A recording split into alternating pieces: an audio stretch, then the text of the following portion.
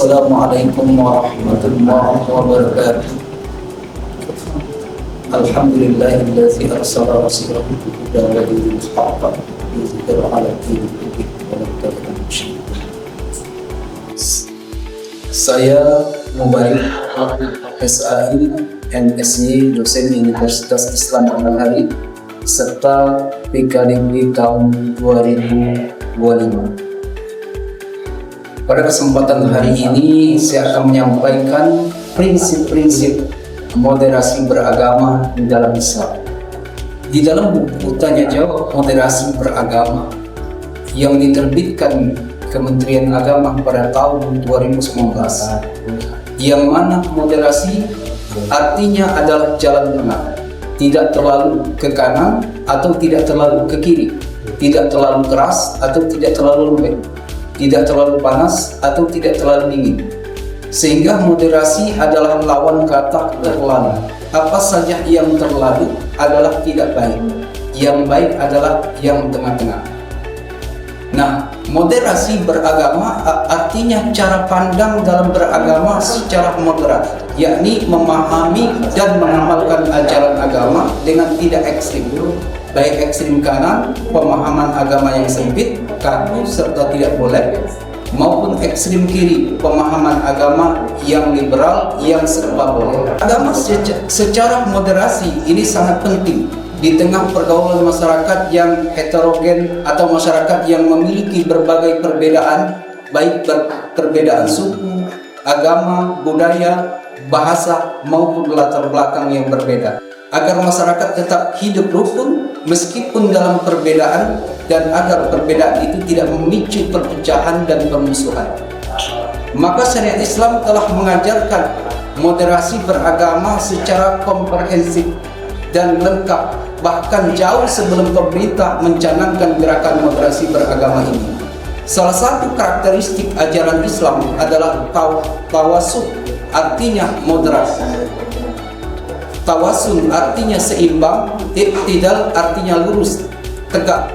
Bahkan dalam Al-Quran Allah Subhanahu wa Ta'ala telah memberikan gelar kepada umat Islam sebagai ummatan wasatun, umat yang moderat.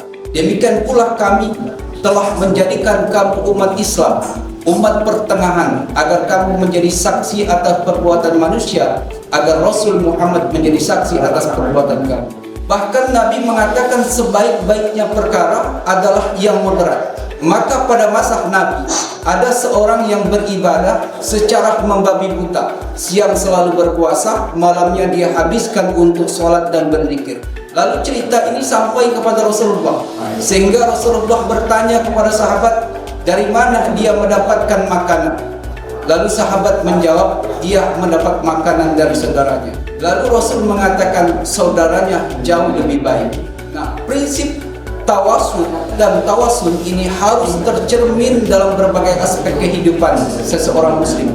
Seimbang antara pemenuhan kebutuhan jasmani dengan kebutuhan rohani, seimbang antara pemenuhan kebutuhan duniawi dan akhirat, seimbang antara hak dan kewajiban. Maka dikatakan bukan orang Islam yang baik meskipun sholatnya kuat, puasanya taat, hajinya dan umrohnya setiap tahun, tetapi dia abai dengan problem-problem sosial masyarakat. Dia tidak peduli dengan umat, dia tidak peduli dengan kemiskinan, dia tidak peduli dengan tetangga yang berbeda agama.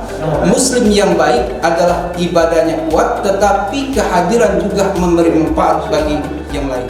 Ada prinsip yang harus ditegakkan dalam moderasi beragama agar setiap orang bisa hidup damai dan tentram berdampingan meskipun diliputi berbagai perbedaan, termasuk berbeda agama dan keyakinan.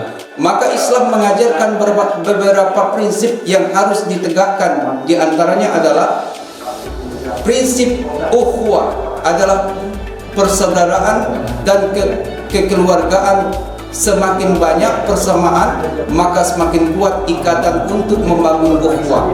Maka yang harus kita kedepankan adalah mencari titik persamaan, bukan perbedaan. Jika tidak ada kesamaan agama atau ukhuwah Islamiyah, tapi ada kesamaan tanah air, yaitu ada ukhuwah watoniyah.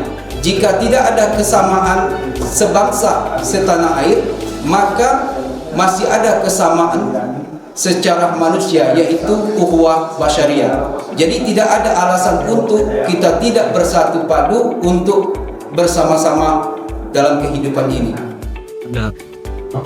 Dari pemaparan ini, moderasi harus tercermin dalam keseimbangan hidup antara dunia dan akhirat, ibadah dan kemanfaatan sosial. Prinsip ukhuwah baik seiman, sebangsa maupun sesama manusia harus ditegakkan. Etika yang harus dijaga meliputi kesadaran akan perbedaan, toleransi, berprasangka baik, dan komunikasi yang jujur. Dengan demikian, umat Islam bisa hidup damai dan bermanfaat bagi sesama. Saya undur diri. Atas perhatiannya saya ucapkan terima kasih dan saya akhiri. Wassalamualaikum warahmatullahi wabarakatuh.